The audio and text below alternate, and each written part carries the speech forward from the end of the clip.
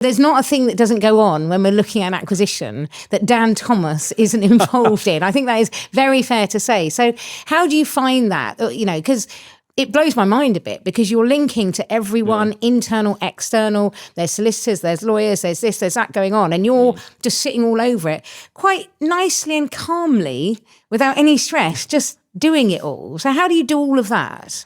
I think, you know, very early on, I think when I started, I felt like a little bit of sort of like imposter syndrome, and felt that, you know, as you said, there's all these people who work in all these sort of areas of, you know, specialty, and they have the expertise.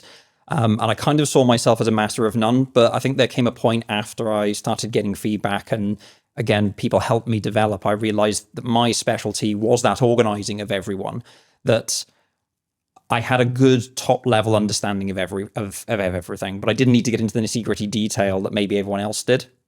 And being able to, again, work with people across that group, it meant that if I didn't have the answer, then I at least knew how to get the answer. So I think that's how I kind of became, to use your term, of the sort of the linchpin. That certainly when I started, you know, engaging more with people externally, if, you know, if they were looking for answers, if I didn't know it from engaging with people, then at least I knew who to go to get those answers.